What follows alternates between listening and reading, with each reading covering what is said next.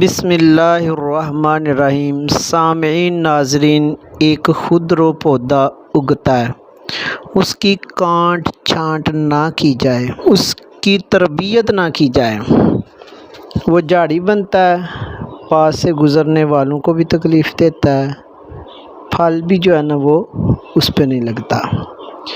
بالکل آپ کو میں صحیح بات کر رہا ہوں، بتا رہا ہوں کہ آپ نے موجودہ دور جو ہے فتنوں کا دور ہے۔ اگر آپ نے دیکھنا ہے کہ سیدھا راستہ کون سا ہے، تو آپ جو روزانہ قرآن پاک کی آیت پڑھتے ہو، سورۃ فاتحہ نماز میں یا ویسے پڑھو، صراط الذین انعمت علیہم، ان لوگوں کا راستہ جن پہ تیرا انعام ہوا۔ نیکوں کی سنگت جو ہے، ان کی صحبت، یہ بہت ضروری ہے۔ صحیح مسلم کی صحیح حدیث ہے 6469 6469۔ رسول اللہ صلی اللہ علیہ وسلم کے فرمان کا مفہوم ہے کہ لوگوں میں سے سب سے بہترین لوگ وہ ہیں جو میرے ساتھ ہیں، یعنی صحابہ کی بار علیہم الرضوان۔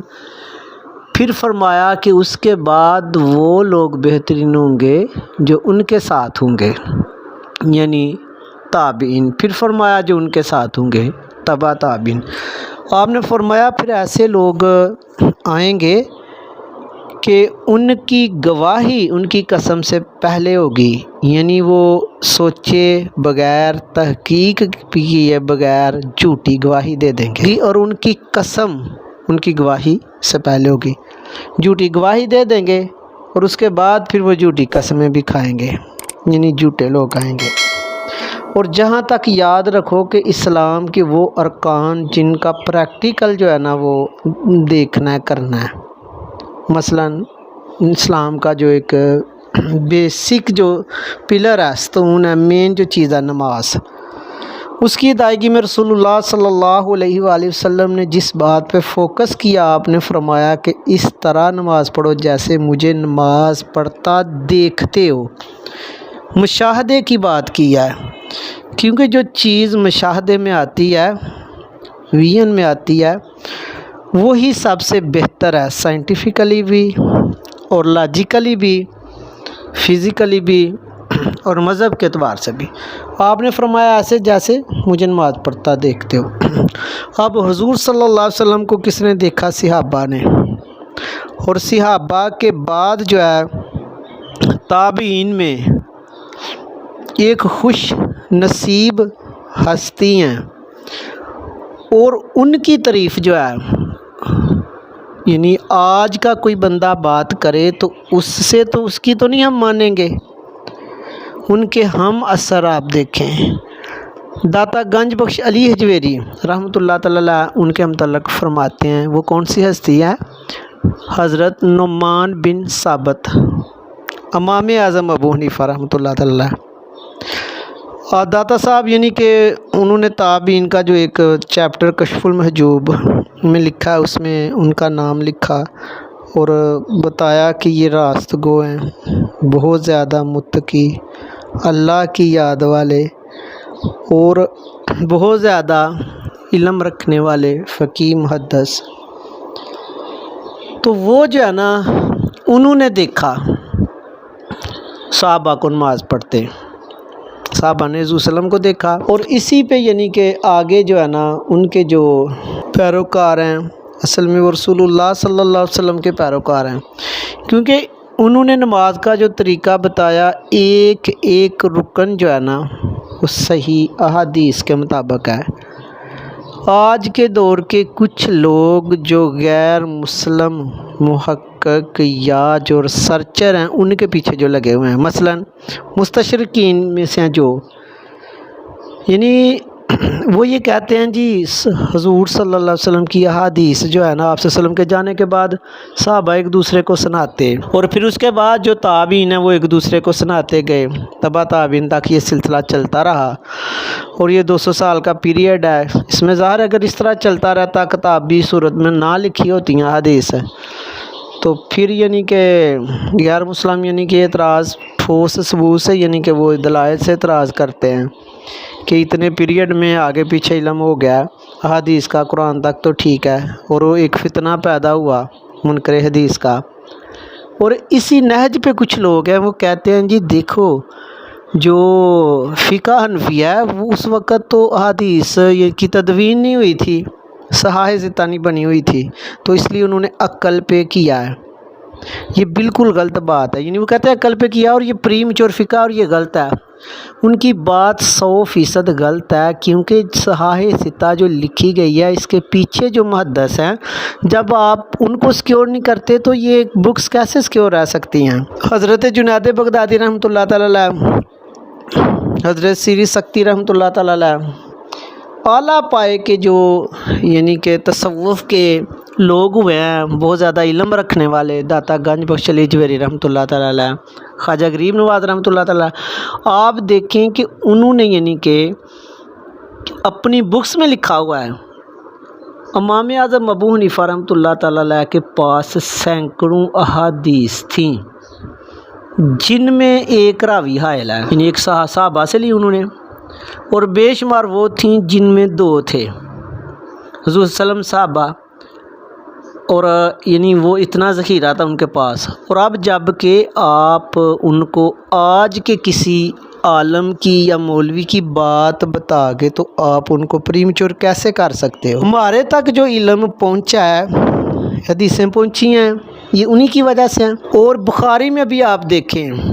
تو آپ کو یعنی کہ 20 کے لگ بھگ حدیثیں ملیں گی جن میں 3 یعنی کہ راوی ہیں، اور اس کے بعد یعنی کہ حضور صلی اللہ علیہ وسلم یعنی آپ صلی اللہ علیہ وسلم صحابی اور ایک اور راوی، 3 راوی ہیں، باقی ساری میں 5-6 بیچ میں یعنی کہ افراد حائل ہوتے ہیں راوی، تو پھر آگے علم ملتا ہے۔ وہ علم زیادہ بہتر ہے کہ جس میں ڈائریکٹ جو حضور صلی اللہ علیہ وسلم کے قریب ہے کہ یا اب کا انہوں نے ایک ایک چیز حدیثوں کے مطابق لکھی، اور آج کے ہم جاہل لوگ جو ہیں یعنی خود کو ہم علم والے کہہ رہے ہیں معاذ اللہ، اور ان کو ہم کہہ رہے ہیں کہ ان میں علم نہیں تھا، اور اپنی جہالت کی وجہ سے ہم کیا کر رہے ہیں کہ معاذ اللہ وہ نیک ہستیاں کہ جن کا پیرلل کوئی نہیں، عبادت میں، ریاضت میں، اخلاق میں، انسانیت کی ہمدردی رکھنے میں، ان کا نام یعنی جب آتا ہے تو ہمیں یعنی اچھا نہیں لگتا۔